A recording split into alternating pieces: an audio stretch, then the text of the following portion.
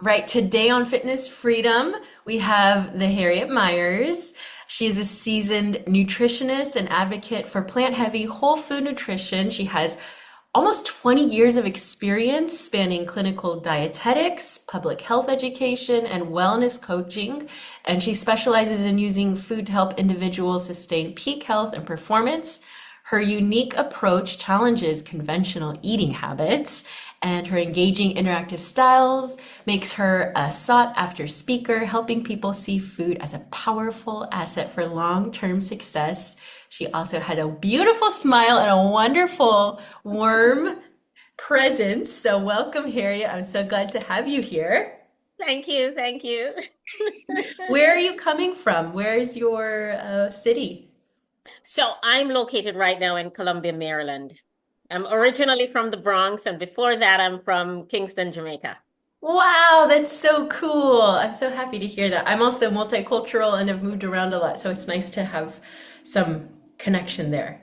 I'm Nice. so excited to hear a little bit more about your story. So, can you tell us how you got into nutrition and include any personal, life stories? Because we're all people here and I'd like to hear a little bit more. Yes, yes. So how I got started was at the age of 10, I was introduced to nutrition. I heard that you could actually study food and learn about food, appreciate food, and actually teach it. And I was thinking, you can teach people how to eat? It didn't really, I couldn't wrap my head around it at 10 years old. But then at 12, I started getting really interested. And then I heard about something called dietetics. And I was thinking, okay, that's something I would like to do. So throughout my teen years, I was practicing nutrition. I cut out junk food and I started eating healthy. And I have a family background of Rastafarians. Like a cultural lifestyle in Jamaica where you eat plant heavy, organic, and stuff like that. And so that was my background. So it was kind of easy to go into health and nutrition. When I migrated to America, I decided I wanted to formalize this thing that I loved. So I went to school, I got a bachelor's degree in dietetics, food and nutrition. And then I later on got a master's degree in public health nutrition, where, I'm kind of seeing more community style, more group setting. And so throughout the years, I've just practicing and studying nutrition. To this day, I still study at least 30 minutes of nutrition every day. So that's Whoa. my journey. Wow, that's beautiful. So it's like a passion, almost like it feels like a calling since you were young. You knew you wanted to do it. Yep. Wow. Okay, so can you tell me, I don't know too much. You're from Jamaica. What is Rastafarianism and what is that, how does that affect, mentioned a little bit, but I'm curious about like how your culture affects how you approach food, like from the early years.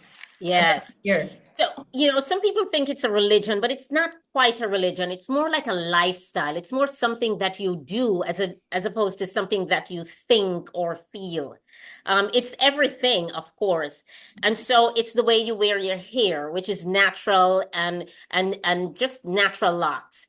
It's the way you eat, which is organic and mostly plant heavy. Some people indulge in eating fish. It's the way you interact with nature. So you're like planting your food and stuff like that, as opposed to going to the supermarket and buying it. So I kind of grew up in that kind of environment. And so it was so natural for me to just kind of gravitate towards nutrition. And it's really kind of also how you have conversation. Ah, And of course, a lot of Rastafarian, not of course, but some Rastafarians do not smoke ganja or marijuana. But some do, and it's a part of the reverence in the movement. It's really not taken lightly. Oftentimes when Rastafarians smoke, it's conscious, it's intentional. You are smoking in groups of three. You're not smoking by yourself, and you're passing the pipe to the left, not to the right. I mean, there is a ritual to it. It's mm. more like a lifestyle. It was fascinating. I loved it, and I kind of kept some of that, which is Yeah. why I eat the way I do. Yeah, that's cool. And then I'm curious, you moving from Jamaica to America, what was something that surprised you about the way that Americans eat? And I'm sure there's a lot, but what is one thing that kind of stood out to you? What stood out to me was how so many of my family and friends, when they came here, they got bigger. And I Mm, didn't understand why. And then when I came and I saw it, the food was so convenient. I mean, mm, every corner you go, you could get something made for you. Like in Jamaica, you would have to kind of cook. Um, but the food was so readily available, and I was thinking that probably the reason why we look so different. But that was the first thing that stood out to me, how easily food was just at every single corner you turn. mm. The great thing about that is I'm from New York, so you have different culture. So you could get Chinese food and Spanish food and African food. So that's the great thing about coming to America. The food was so Ah, different. the diversity and also the convenience. Yeah. Yes. Yeah, Yeah. that's something I've lived in different places around the world, and when I come back to America, something, especially when I was younger, because I was less used to it, is it has to do with convenience, but it's like comfort. Like Americans, it's not, I mean, different cultures are different, so it's not bad or good, but Americans are really into comfort. Like everything is comfortable, so much convenience. We don't want to walk outside. We want to just drive to the place, park, get out, then park, that Yes. couches, staying inside, everything is spacious and comfortable. Yeah. Yeah. So convenience and food go along well with that. Oh, yeah. Yeah. I love that you're bringing this different perspective to it. It's so exciting because, yeah, it's so important to honor different cultures with food and nutrition, and it's an inherent part of food. Yeah. So, what you've done work for almost 20 years, so you've seen lots of clients and you've seen lots of different experiences with people, especially with your master's in public health education. And in this podcast, we're really about like abundance, and I struggle with an eating disorder, the restrictive kind, so I know how important it is to allow different foods and to not over diet. But how have you seen restriction and dieting harm people in your work? Because I know that that's a value of yours, is not restricting food. Can you tell us a little bit more about that? Yes. Yes, it's just different little parts and pieces, and some of them I'll mention here. I've had conversation with people, and they'll say, "I haven't eaten iceberg lettuce in over 20 years or 30 years," and I could not wrap my head around that. Like, why not iceberg lettuce? It's a whole food. It grows from the ground. Why would you eliminate such a whole food? And then they will say something like, "It has no nutrients," and I'm thinking, okay, then I would give the analogy like if you had five children and one of them had a something, you would like that kid less or take them out less.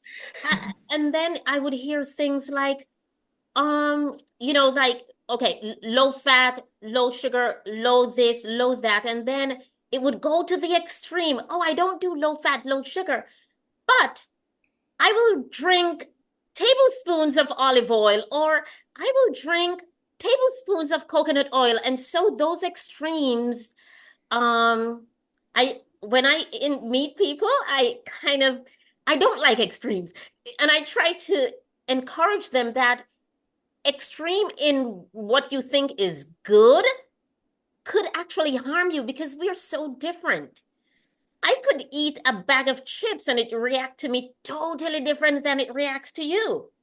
You could eat five bags of chips and you're fine. Like you find your middle ground. There's always a middle ground for each of us.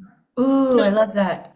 yeah, society gives us that big open space, and it's for us as individual to find our middle ground. We don't Ooh, have to sway with the boat. We don't have to go from way over there and way over here. We don't have to. You yeah. know, we find so that's what I do. I kind of help my clients to like find their middle ground. When they come to me, they have perceptions of, oh, canola oil is this or olive oil Mhm. is that. I go, when you eat, how do you feel when you eat that particular food? And they'll go, I actually feel good, but I hear it's bad. Okay, let's get back to how you feel. Ooh, what make you feel this way? Is it you're Oh. eating too much of that thing or too little of that thing? So I help people to find their center and just to have a comfortable interaction with food. And I try not to force anybody to do anything. So if I say, I like this, I'm recommending this, and they go, it's not something, oh, it's off our list. And they go, you don't Mm-hmm. think? I go, it's not what I think. It's what you're comfortable with. Mm. Because you first have to believe it for it to work inside of you. Wow, that is so powerful. I don't care what the food is. If it's a carrot, you first have to believe the carrot is going to do good to your eyes before it actually do good to your eyes. So that's how when I counsel and I kind of teach, I, Yeah. I I kind of meet them. I kind of have them find their center and their comfort zone. Mm. So that's how I teach. Yeah, and just to add to that carrot, on the other hand, if you think that chocolate is going to kill you, it's going to feel bad in your body. It's like perception is so important. And so much to your point about the iceberg lettuce. That's such a good point. Like we are fed so many things like you should eat this, avoid this at all costs, never eat this. And it doesn't make sense. You're right. Like, oh, I don't eat fat, but I'm gonna, down tablespoons of coconut oil and olive oil. Like that's fat. We just have these categories that we've put food into. This is healthy, this is not healthy, and we've lost so much connection with ourselves with food. And it sounds like what you do is help people find what is good for their bodies, which is so important. Because you're right. I might not be able to eat 5 bags of chips, but I could eat a lot of ice cream. And for some people, that would kill their But body. and in my when individuals come to me, I always tell, I teach kind of how to encourage you how to heal yourself. So I have you interact with food in a healing kind of way. And so they'll come to me and they'll go, "Oh, I like ice cream, but I'm willing to give it up." And I go, "Oh no, in my program, you don't have to give it up." Yes, yes. It's a part of the enjoyment in life. Yes, Yeah, yes. yeah. But when So we restrict or say, no, I can't, then it tends to become something that you crave more of because you can't have it. And then that's when those eating patterns become harmful, where it's like there's this guilt and I shouldn't. And then, oh, I gave in and now I feel so bad about it. And that mind, that belief of this is bad for me will make it worse for your body in your yeah. body as you eat it. Yes, I agree with that. So with intuitive eating, or maybe even just like sharing a little bit more of your process, how do you help people find their middle ground and maybe start to eat more intuitively for their bodies, regardless of, all of those rules that we have in diet culture and nutrition? Yeah. Yeah. So for me, intuitive, I mean, there is a real definition for intuitive eating, but for me, how I interpret it is, and it's usually a conversation and a relationship with my clients. So this is what I say to them. First, you need to like the food you eat. So we go through literally like maybe like a list of like 70 foods. I literally go through it food by food. And we pick out the foods they like or don't like because it begins with that. Mm, It, yes. it really begins with the food you like or don't like. And I think that's where some of our problem lies.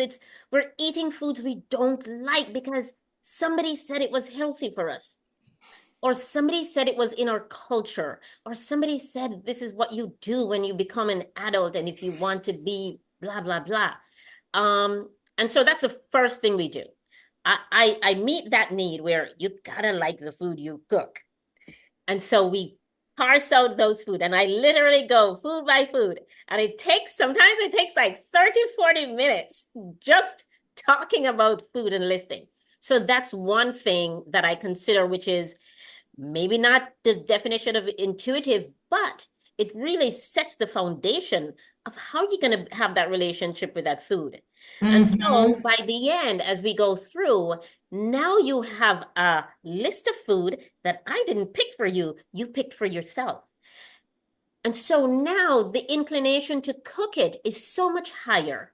Mm. Everything seems natural, which is kind of where the intuition comes from now. So now you have a list of food that you absolutely like. And so you're going to look forward to cooking it.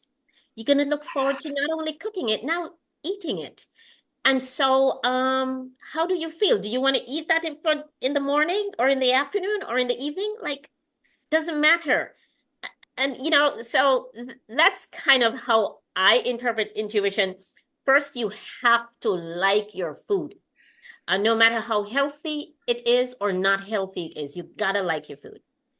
And then from there, we kind of work the intuition where your body says, if you eat something, you go, you're feeling off. Then you start listening. Okay, that's a different part of intuition. Now your body's saying, leave that aside. Let's leave that aside. And Mhm. I'll encourage people, if you're allergic to food, do not eat it. Do not Mhm. eat it. That's part of intuition. I believe that's part of intuition. It's Mhm. energies that's talking to you. Do not eat it. People are eating food that make their lips tingle or their eyes twitch or do not do that. Yes, yes. That's also intuition. It's energy talking. It's your energy talking. I don't want this food. This food Yeah, is not good for me. You have heartburn, serious heartburn. Do not eat that food. That's another way of kind of intuition. That's another way. yeah. So that's how, in terms of intuition, I kind of set my own definition and I address it from different ear angles. So that's Yeah, I kind of love that. And it's almost making me a little bit emotional because I want people to hear that, like really hear that. Like you have to like your food. That's important because especially with like eating disorders and uh, something that I've experienced and people I work with, it's never about what you like. It's always about what are the calories? Is this good food or bad food? How much did I eat? It has nothing to do with connecting with your body. It's all about what's happening in your brain. And so that's why, in my work, there's a lot of like, how do you come down below your neck and just yeah, connect? yeah. And that's what you're saying too, is like check in with the energy of the food and how it connects with your body. And a foundation of that is enjoyment and Yes. actually liking it. Yes. Yes. Yes. Yeah. That's the first thing I address. I literally, my first class, like the first time I meet someone, we throw out what they don't like. And they'll Hmm. say, you mean if I don't like a healthy food like cucumber or carrot, I don't eat it? I go, yes, you don't eat it. That's And they couldn't believe wonderful. that I am saying, don't eat carrots. I go, Mm-hmm. I will find a different source of your beta carotenes or your vitamin A or whatever you're looking Hmm. for. I'll find that source in the list that you have, and Yeah. we'll work on the list you have. But yeah, you don't like a healthy food? Take it out. Yeah, and I want to encourage people listening to this episode right now. Think of something that you don't like but is healthy and give yourself full permission right now to not eat it. Just say, I don't like it, even though it's healthy. I don't like it. I don't have to eat it. And feel that freedom in Yep. your body as you say that, or you allow yourself and just stop eating it. That's Yeah. wonderful. Yeah. Okay. And then you also, I love that you can, bring the nutritional aspect, the scientific aspect of, beta carotene and those lycopenes and all those things that are important for your body, but you can get it from a different source that you Right. actually like. That's so important. Okay. So, what are some in your work? That sounds like something that you kind of surprise people with because we do have that idea of like, oh, I just got to eat whatever's healthy or go to the calorie count. But what are some other myths around nutrition that you see people have? And yeah, feel free to name as many as you would like. What are some The things that you like to, yeah. surprise people with? So the first thing is that when they stop eating iceberg lettuce for like 20, 30 years, why would you stop eating something that grows from the ground? Yeah. You like it, Uh, and they often like it, and they go, why? And they go, oh, I heard it they don't even remember who told them. They go, I heard it somewhere that it doesn't have any nutrients. I'm thinking mhm. that's why you stop eating it. It's almost like you don't talk to somebody because somebody told you that they step on their toe. I don't know. Like, Mm-hmm. you don't create a relationship that has no meaning to it, to something that is potentially so helpful to you. And so it's stop eating foods that they have never experienced. Mm. That's one myth. It's going from one end of the pendulum to the next, where, oh, I won't eat canola oil. Oh, but I'll drink tablespoons of olive oil.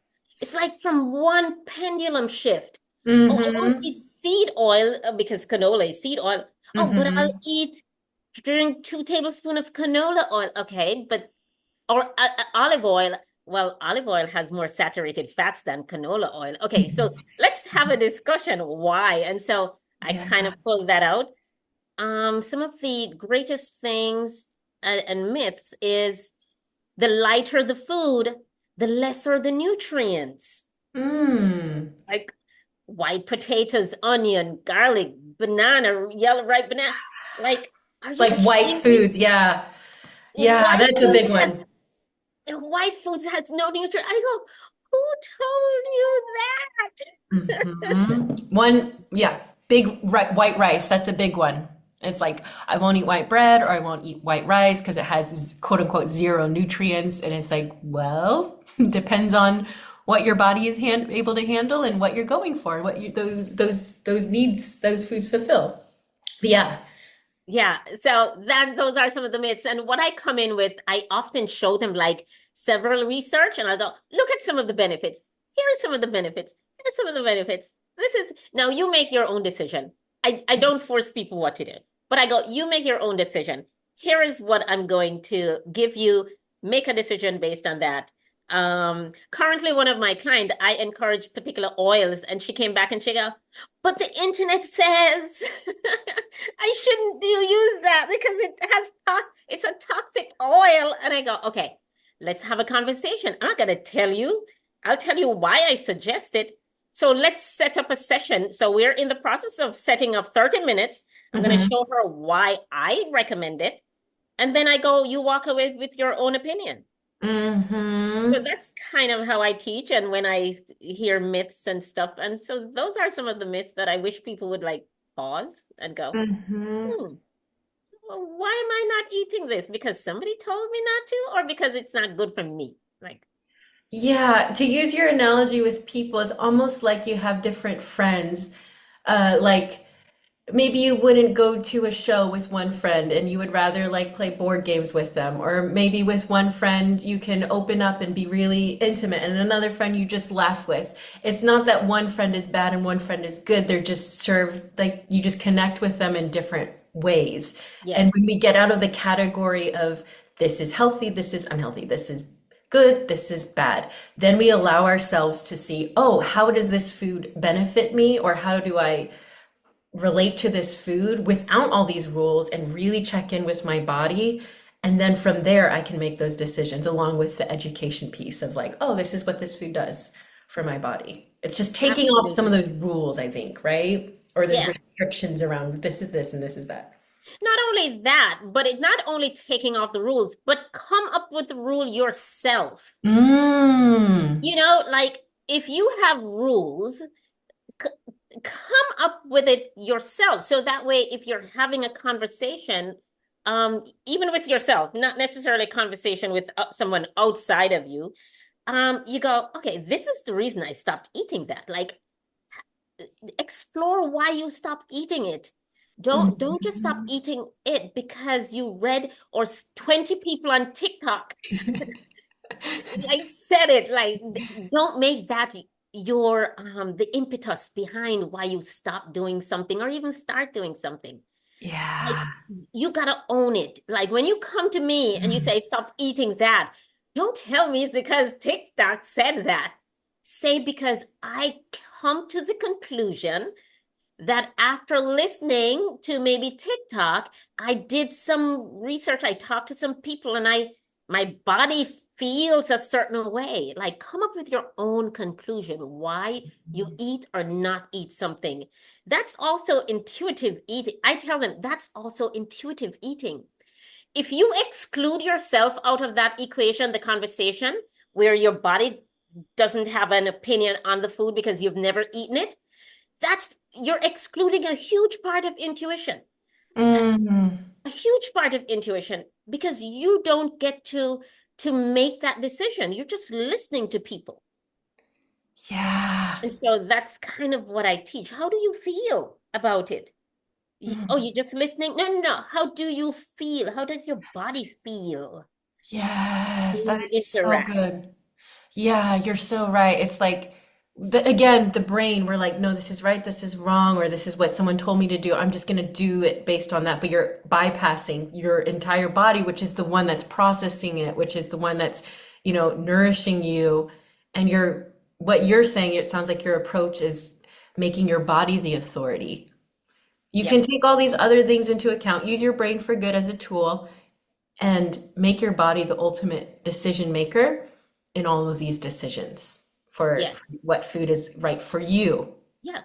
Learn your body, basically. Learn your body. Some people will eat these trendy foods and they get a headache and they still eat it because somehow the trend has 20 people feeling fantastic, Hmm. but you don't feel good. Like a part of intuitive eating is listening to the conversation that the food is having with your body. Like we all converse because we're energies exchange. Hmm. Like food is an energy, we are energy, this is energy, that is energy. Let's exchange and see how we interact and communicate. We communicate well, yay, that's a good friend I should keep. You Yeah. don't communicate well, it gives you a headache, stomach ache. That's not a good friend to eat. Yes, yes. Almost like someone's like, all these people are like, oh, this person is so great. You should meet them. I love them. And you meet them, and you're like, I just don't feel the connection. It's trust yourself, right? It's like, that's okay. You vibe with them. That's wonderful. I just don't vibe with them that way. And I'm Yeah, just gonna, yeah, you have that connection and you enjoy it. yeah, yeah. And Yeah. that's part of intuitive eating, by the way. I think that's a I part of completely intuitive agree. I eating. completely agree. So let's get into a little bit more of the science part of like you talk about hormone health, and I would like to hear a little bit more about, especially, uh, well, I guess I mean, all of us have hormones, just different ways of hormones for biological men and women. But how Right. does nutrition, from your practice and your knowledge and experience, how does nutrition impact hormones? I like how you said that you kind of went back and you say all of us have hormones, right? Because it's not just because you're a woman 45 and 50 years old that you Yeah, right. suddenly have hormones. Like when That's a you're misunderstanding. It's like men are like, "Oh, you're hormonal." It's like, "So are you." We so would all glad you be mentioned that. and we all have endocrine systems in our bodies. We all have hormones. Just they operate differently depending on our sex or what medicine we take, all that stuff. Yeah. Yes, yes. And so for in terms of hormone, I see people specialize in hormone health or particular different things. This is what I when I interact with someone who is having a shift, like a shift in their Mm, body, and they say, I don't know what's happening. Um, so this is what I say. I often go back to I believe in the power of plant-based whole foods mm-hmm. and plant-based whole foods and raw. And Mm-hmm. so the reason I'm mentioning raw, and this is not to advocate anyone to go do raw just because they're listening, but this is why I encourage some kind of raw food. Don't Yeah. have to do everything raw, but you gotta eat some kind of raw food. This is the reason. Because raw foods have enzymes. By the time Mm-hmm. you cook your fruits and vegetables, because we have stewed fruits, or I've gone to restaurants where I see fried apples. Couldn't wrap my head around that, but anyway, fried apples, and so it's so important that we eat our fruits, raw fruits and vegetables, because we are also getting those enzymes from those raw fruits and vegetables. And how does it react to hormones?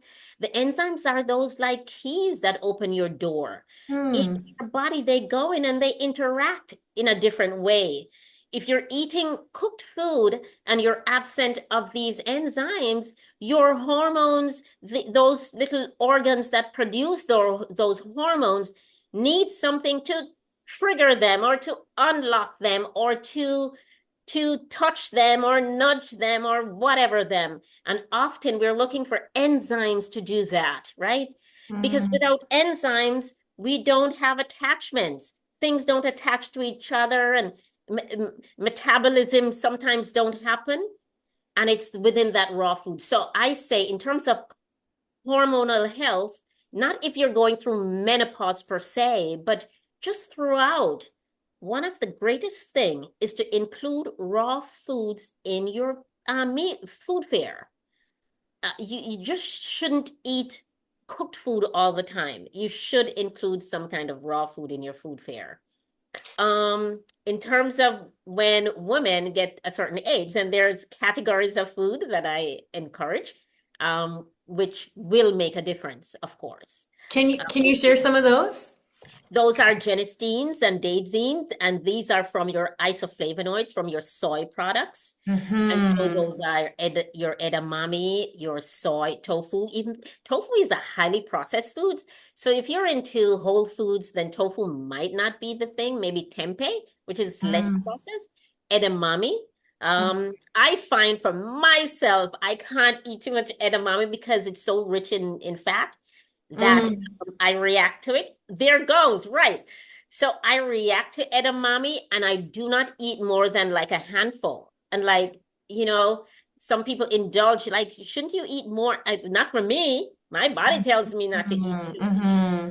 And so those are some of the foods. I find green tea to be effective.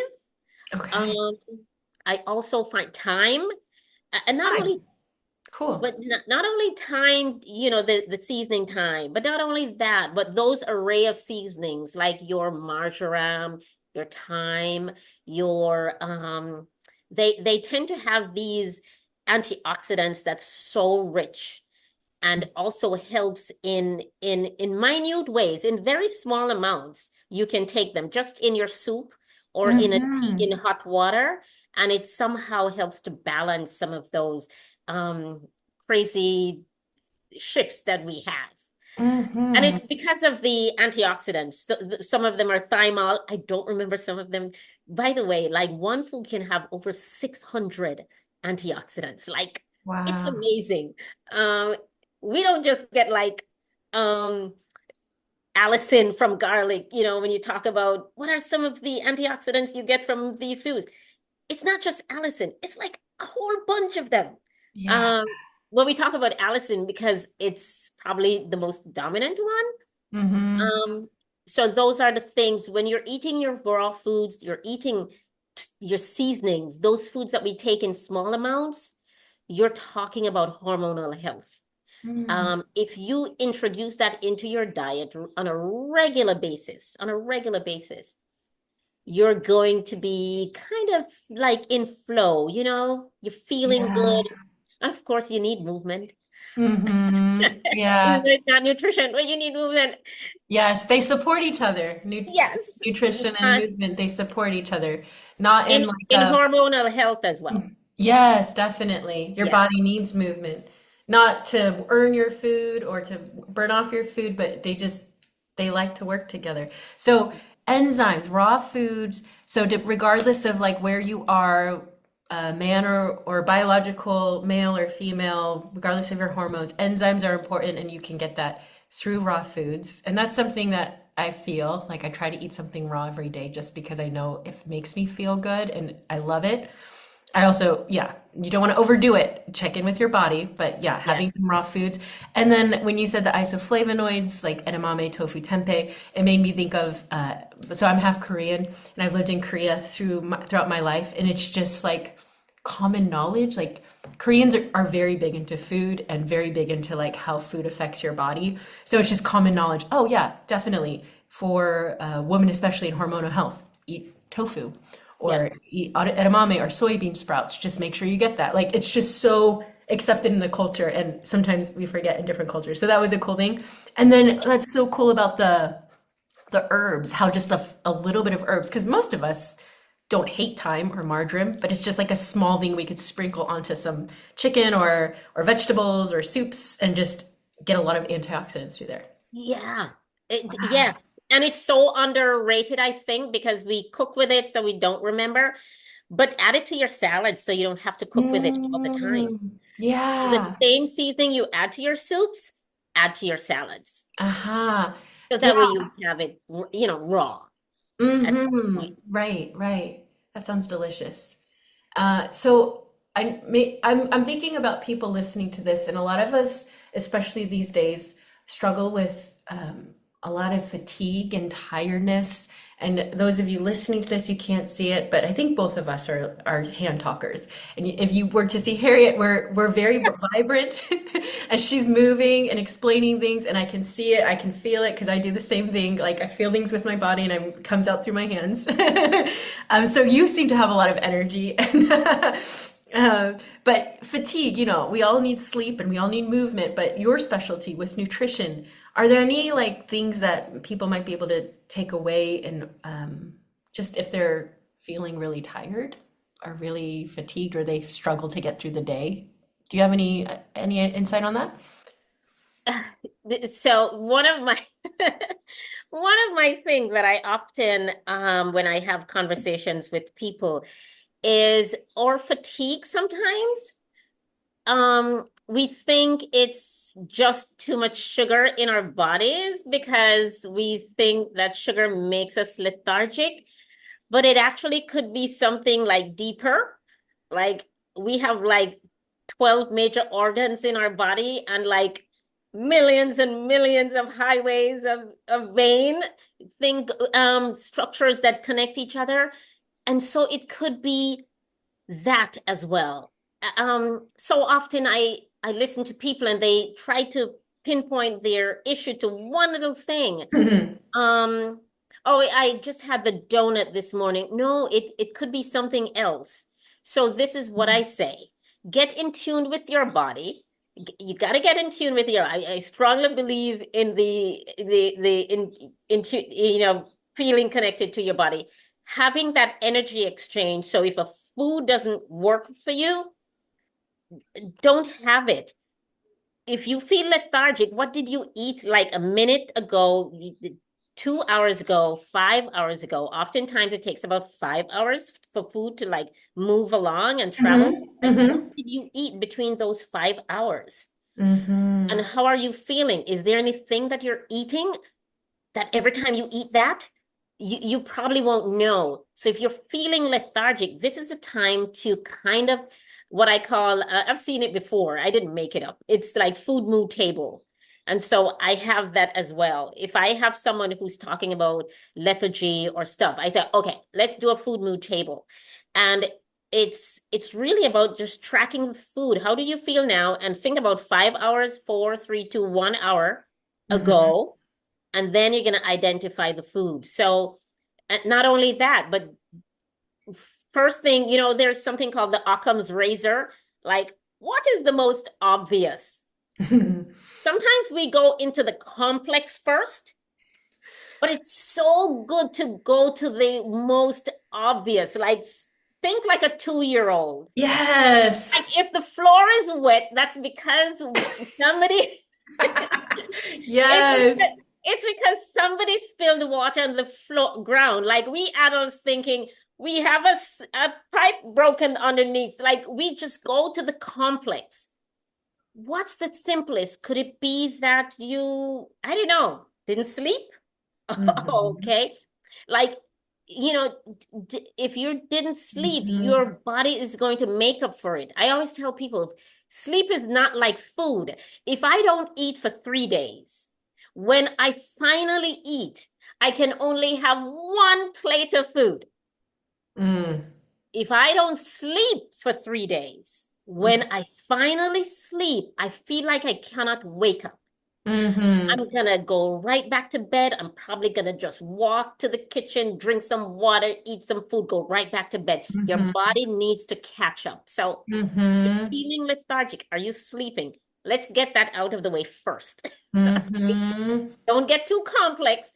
Go simple first.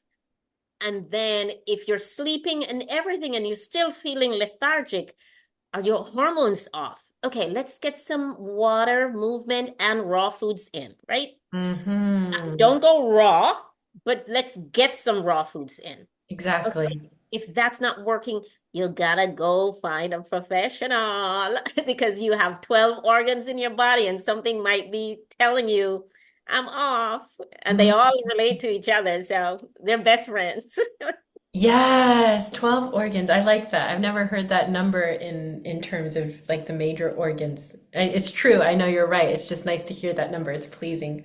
So go with the simple first, like how am I sleeping? And probably most of us, a lot of us could start there.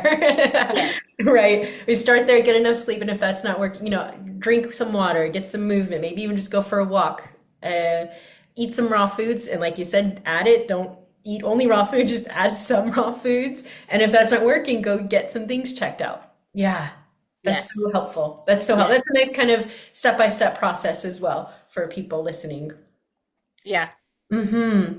Thank And, you and, so and do simple first. A lot of people Yes. go to the complex. Oh, I think I have cancer. Like they just zoom in.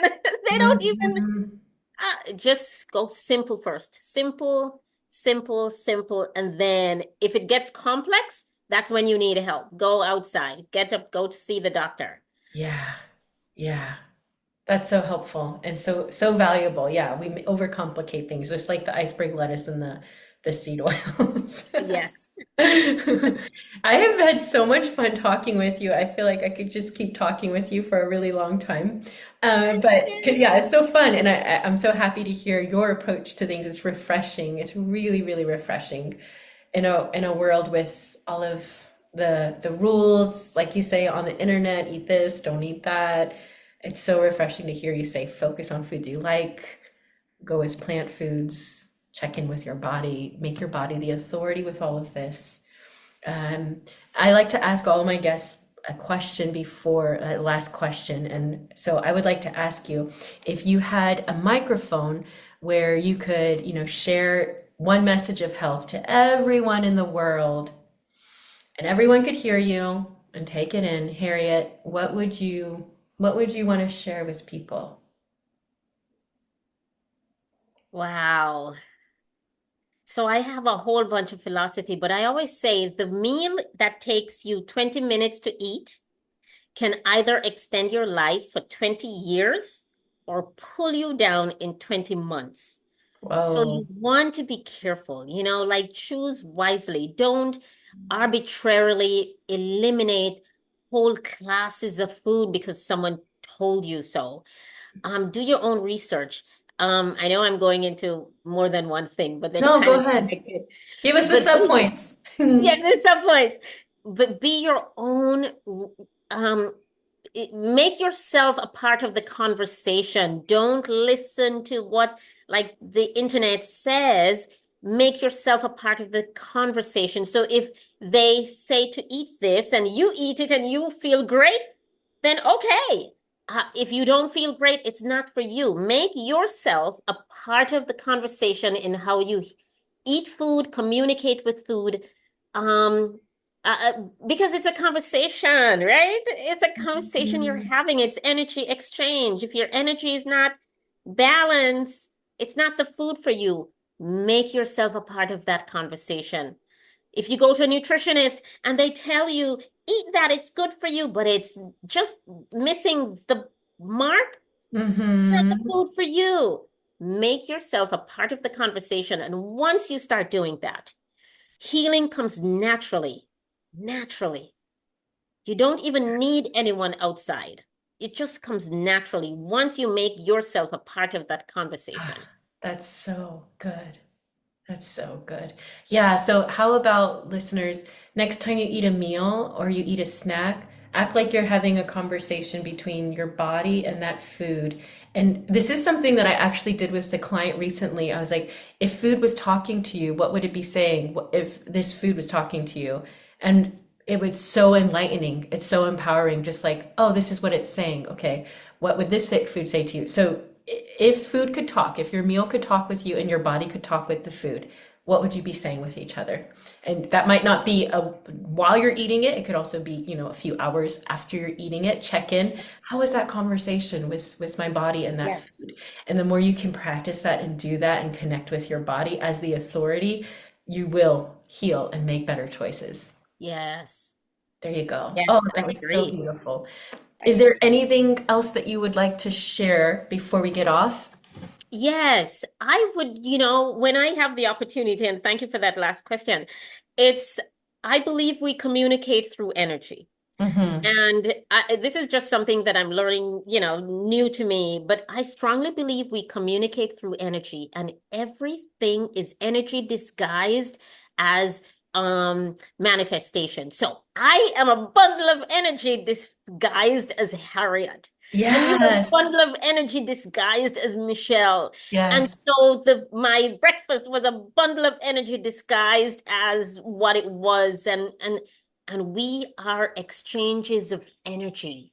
Mm-hmm. Um, no matter who you are or what you are, you're a bundle of energy making exchanges. And so, if you understand that, um, and we are always equal until we feel we are not.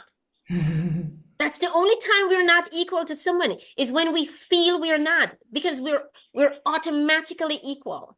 And Mm-hmm. so understand that your energy is equal to that food that you struggle with until you tell yourself that you're not. So I Mm-hmm. just, that's the message. I don't explain it very well No, because I hear I you. am I feel you. it.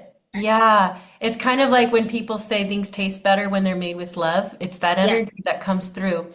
Or, mass-produced food where, the owners might just see humans as like animals, like that energy comes through. That's why a lot of people like natural farm to food because it's made with more personal connection. yes, Not always, but that's one reason because it is that energetic exchange. yeah, And so if you struggle with the food, don't make it more important than you or less than you, and yeah, that will remove some of the struggle. That's so yeah, powerful. yeah. Yeah. Because you're both equal energy. Yeah. You see it as a like carrot or cucumber, but really it's just energy. By the way, food is the only energy that we eat. We do have that advantage, right? Like I can eat you. Yes, I like that. Yeah. So, but really we're just exchange of energy, and just know that you have the power. You have the Yes. power. I love this so much. We're so aligned in our philosophies, and I've enjoyed this so much. And you have such good energy right off the Thank bat. you. Feel your energy. Where can people find you? I'll put some links in the show notes so people can connect Yes. with you more there. But is there a place that you prefer people to connect with you? Yes. So I'm on LinkedIn and Harriott Myers, and Harriet is Harriott. So it's Hmm. often misspelled. Yes. And then Myers. And I do have a Bank of Nutrition LinkedIn page. So primarily, if you want to interact there, that's the Okay. place to find me. Okay, we'll put those links in the show notes so people can find you. And I know that people listening to this will want to find you. They'll want more of you and probably even want some help with, finding foods that they like and Oh, listening to their yeah, body more. Yeah. absolutely. Thank you so much, Harriet, for your time. And thank you for being here. I appreciate you so much. You're welcome.